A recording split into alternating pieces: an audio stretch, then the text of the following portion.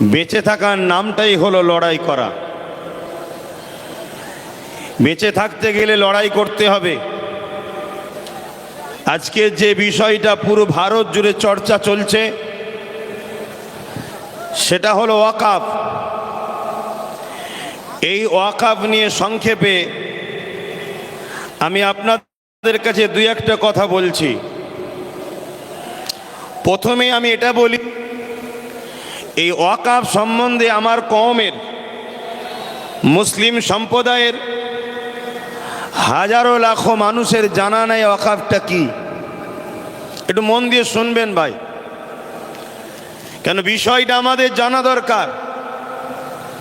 আমরা যদি না জানি, আগামী দিন নতুন করে আবার কিছু গাদ্দার ছদ্মবেশী মুনাফেক আসবে, আপনাদেরকে নতুন করে আবার নিলামে তোলা হবে, আবার ধোঁকা দেওয়া হবে, আবার বিক্রি করা হবে, আর আপনারা অতি সামান্য পয়সাতে বড় সহজে বিক্রি হয়ে যাবেন। এই জায়গা থেকে দাঁড়িয়ে যদি আপনারা রুখে না দাঁড়ান, টিপ যদি না ধরেন, আমি মনে করি এ কথা বলাটা আমার অপরাধ হবে না।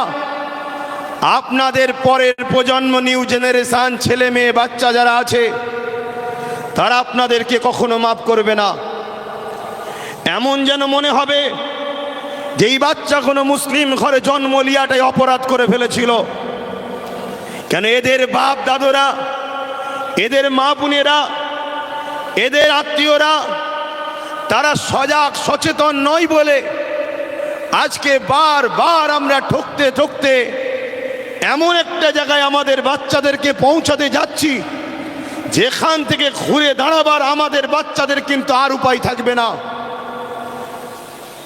দুনিয়ায় দুমুঠো খেয়ে বাঁচবে কি, তার থেকে বড় বিষয় দুনিয়ায় এক আল্লাহকে মানতে পারবে কি, প্রফেট মুহাম্মদ রসুলকে মেনে চলতে পারবে কি, প্রকাশ্য কলেমা পড়তে পারবে কি, নামাজ মসজিদে পড়তে পারবে কি, মসজিদে হাইয়া আলাস সালাহ হাইয়া আলাল ফালাহ বলতে পারবে কি, কোরআন পড়তে পারবে কি, মুখে দাড়ি মাথায় টুপি দিতে পারবে কি, মা বেটিরা হিজাব পড়তে পারবে কি? এই অস্তিত্বের লড়াইয়ে কিন্তু আজ আমরা নেমেছি। তাই প্রথমে আমাদের জানা দরকার এই ওয়াকফটা কি। খুব ভালো করে শোনেন, ওয়াকফ বিষয় যদি আমরা না জানি তাহলে আমাদেরকে বোকা বানাতে খুব সহজ হবে। মনে রাখবেন, ইতিপূর্বে এই দেশে একজন রাজা ছিল যার নাম আকবর। নামটা শুনতে মুসলমান হলো, কিন্তু সে ছিল একটা হতভাগা। কোরআনের বিরুদ্ধে একটা দ্বীন-ই ইলাহি বলে কিতাব বার করেছিল।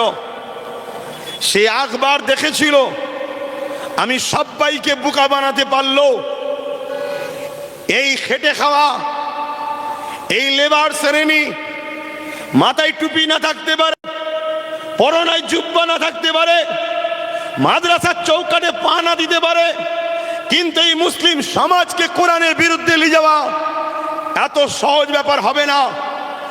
এরা গান যাত্রা ফাংশনে চলে যাচ্ছে, এদের অন্যায়, কিন্তু কোরআনের বিরুদ্ধে হাত উঠলে আমি আকবরেরকে, আমার অস্তিত্বকে মিটিয়ে দিতে এই মুসলমান কিন্তু এক পা পিছপা হবে না। তাই আকবর দ্বীন-ই ইলাহি ঘোষণার আগে বড় প্ল্যান মাফিক কোটি কোটি টাকা দিয়ে মুফতি খরিদ করেছে, মাওলানা খরিদ করেছে, পীর সাহেব খরিদ করেছে, তৎকালীন সময়ে এক শ্রেণীর মানুষ, সবাই নয়, খরিদ করেছে। তাদের দ্বারা দিয়ে মুসলিম সমাজ যখনই অন্যায়ের বিরুদ্ধে দাঁড়াতে যায় তখনই এই সকল ছদ্মবেশী আলেম উলামা, মুফতি, মৌলানাগুলোকে তাদের সামনে দাঁড় করিয়ে দেওয়া হয়। এরা তখন আকবরের পক্ষে বিভিন্ন দলিল খাটিয়ে আকবরের গদি টিকিয়ে বাঁচিয়ে রাখার ষড়যন্ত্র করেছে।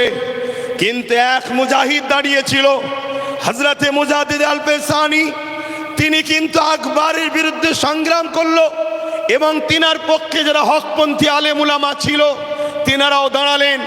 সংখ্যা অল্প হতে পারে, কিন্তু মুজাদ্দিদ আল-পেশানি ফতেহ হয়েছিলেন আকবরের নাম নিশানা মিটে গেছে। আজও পৃথিবীর মানুষ কোটি কোটি আকবরের নাম নিশানা জানে না, তার আস্তানা কোথায়, তার দরগা কোথায়, তার কোথায় সমাধি জানে না। কিন্তু মুজাদ্দিদ আল পেশানির কাছে কোটি কোটি মানুষ আজও ছুটে ছুটে যাচ্ছে, কেন? তিনি হকের পক্ষে ছিলেন। তো মনে রাখবেন, কেন্দ্রে যে সরকার আছে, আজকের এই জালিম, অত্যাচারী, স্বৈরাচারী, সংবিধান বিরোধী, দেশ বিরোধী, ভারতবাসী বিরোধী এই যে সরকার, এই সরকার হয়তো আগামী দিন হাজারো লাখো উলামাদেরকে খরিদ করে নেবে। বাজারের এই প্রোগ্রামটা ঐতিহাসিক প্রোগ্রাম রূপ নিত, মানুষগুলো চতুর্দিকে বসানো, যে আমরা প্রোগ্রাম সুন্দর করছি, আমাদের মুখে ঠেলে দিয়ে যেতে পারি না। একজন হিসাবে, একজন বন্ধু হিসাবে, একজন সন্তান হিসাবে আপনাদেরকে বুঝাতে এসেছি, আমাদের রোজ একটা পাঠ, হজ একটা পাঠ, জাকাত একটা পাঠ, ঠিক তেমন ইসলামেরই একটা পাঠ। মানুষ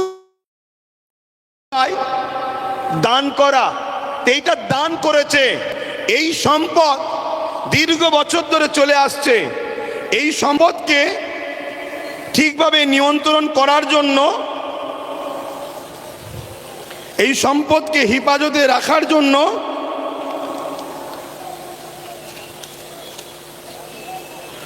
সর্বপ্রথম ভারতবর্ষে 1954 প্রথম একটা আইন তৈরি করা হয়।